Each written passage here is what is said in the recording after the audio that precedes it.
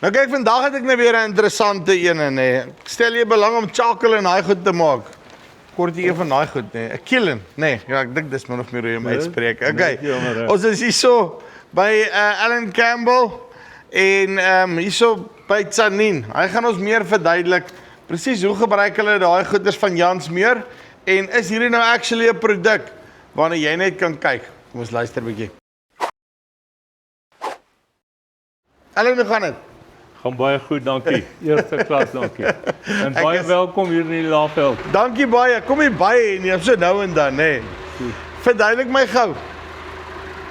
Jy het ek sien nie net een nie, jy het nou al 2 van hierdie kilns hierso. Waarvoor gebruik jy hierdie goede?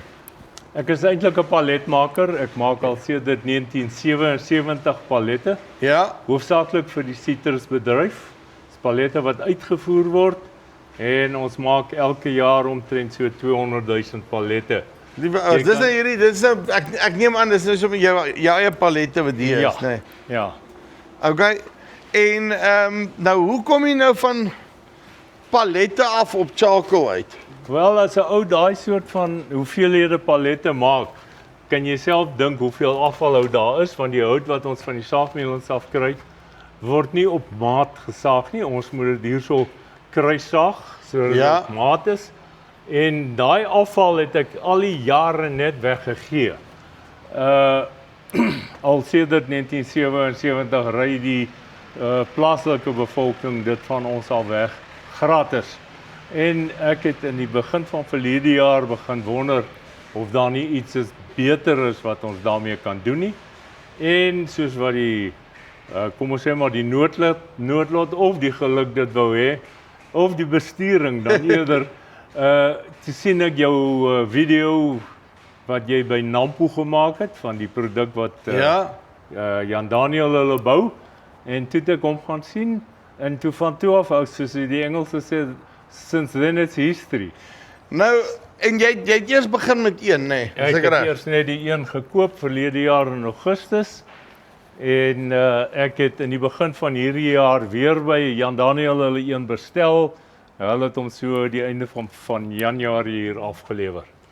Nou, kom ons gaan so 'n bietjie af, dan gaan bekyk ons hulle net bietjie van nader hierso.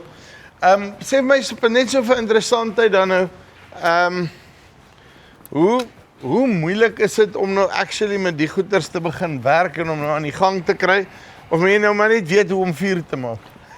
Nee, ek dink 'n ou kan dit seker doen. As jy in die bos bly en jy kry hout in, dan kan jy biochar maak. Maar ek dink op die manier wat ons dit doen, probeer ons dit professioneel doen. En Jansmeer het vir ons baie gehelp. Hulle het die toerusting verskaf en ek dink dit is baie goed gebou en dit is doeltreffend.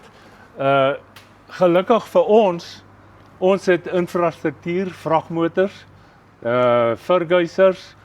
Ek sien nou hierdie 2 goeders hierso. Maar ek neem aan as jy in die pellet game is, dan het jy dan seker 'n verguiser, nê? Ja, nee, wat dit help baie. As ou die infrastruktuur reeds daar het om te begin, dan kort jy net die masjien en dan kan jy begin. Jy kan aanvanklik het ons die asyn, die houtasyn wat ook afkom, maar in emmers opgevang en in 'n vloubin gegooi. Ek het intussen dit 'n bietjie vaartbelyn gemaak deur pype in te sit en krane, so ons stap dit nou net af met gravitasie. So dan hardloop ek neem aan sommer net die vanaf amper het ek nou vir jou baie mooi spore gelos hierso op jou nat sement. Al weet jy was hier.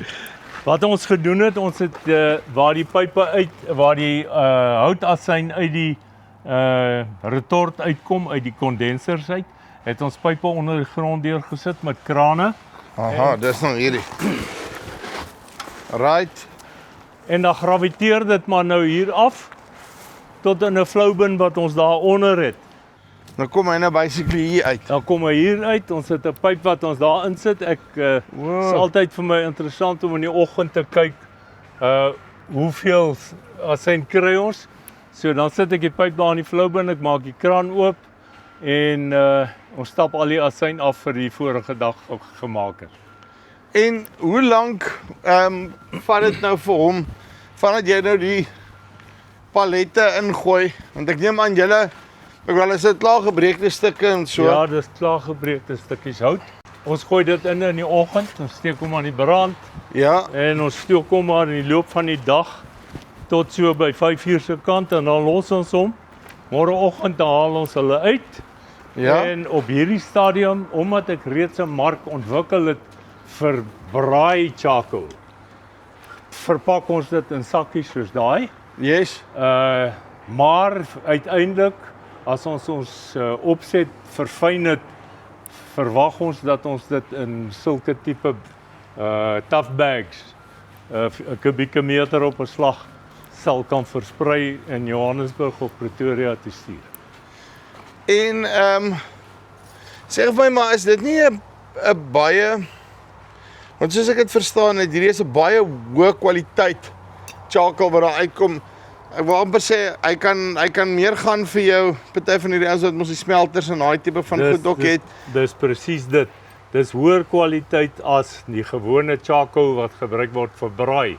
Maar omdat ek in die begin, kom ons sê maar 'n bietjie dom was en nie geweet het hoe die mark lyk nie, het ek maar hier plaaslik begin en dit in sakkie vorm vir braai charcoal begin bemark. Nou dat ek die ding begin ontwikkel, laat ek 'n groter mark het vir massa voorsiening, wil ek nie daai ouens wat my in die begin gehelp het in die steek laat nie. So ek sal maar nog daarmee ook aangaan. So hulle gaan nog lekker braai vir 'n rukkie. Hulle kan. Maar ek sal daarmee aanhou. Maar die verwagting is dat ons uiteindelik die grootste hoeveelheid as biochar vir die landboubedryf sal bemark. Baie cool. Nou okay. Maak die goeders daarom geld? Is dit die moeite werd om hulle op te sit? Ek het nie somme gemaak om te kyk hoe of wat se soort van wins 'n ou kan maak as jy moet hout aanry, ontbossing doen en daai soort van ding. Ja. Omdat ek my rou materiaal gratis kry, ek het eintlik al daarvoor betaal en ek gooi dit weg, is dit vir my definitief winsgewend om dit om te sit in biochar en in hout aan sy. Definitief.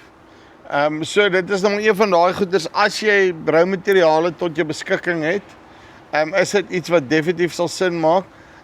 Maar as jy miskien moet goeders inkoop en inry, daai logistics en daai tipe van goed, dalk maak die som nie sin op die einde van die dag nie. Ek dink uiteindelik sal jy nog steeds wins maak, jy moet dit net reg bestuur.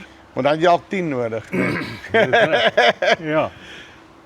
Hoeveel doen so, hoeveel kilogram of wat doen so kiln op 'n dag? Dis 'n 3 kubieke meter kiln en ons doen so, ons kry so 100 per kiln kry Ja. so 150 kg biochar en so rapsie oor die 200 liter asyn per dag.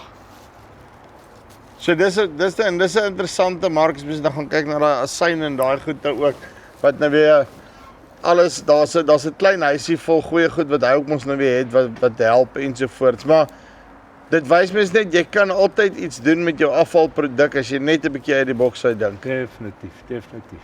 Vir Jansmuur self sal jy hulle aanbeveel vir die ouens. Hoe was die diens en al daai goed? 100%.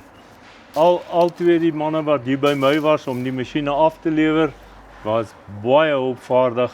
Ons het bietjie gesukkel partymal want hulle het in die reën hier aangekom en dit was modder, maar hulle het baie goeie diens gelewer. Uitstekend. Ellen, dankie baie. Right, so, as jy nie weet wat om jou hout een te maak nie, nee. Kry af vir jou 'n statiese lokomotief. Sien jy daai, soos daai wat daar so staan, nee. Dan brand jy jou eie goede. Okay, liedjie bo vir onder, kom met Jansmuur in kontak. Die kort en die lang vir as jy nie weet hoe werk daai ding nie, gaan soek daai video. Jan Daniel het vir ons mooi verduidelik, nee. Dit is 'n hele proses hoe die storie werk en is getort en geretort en ek weet nie wat so goeders alles nie, maar liedjie bo onder, gaan chat met hom en dan kom jy met hulle in kontak. Dis die wat van ons bys af tot volgende keer. Groete.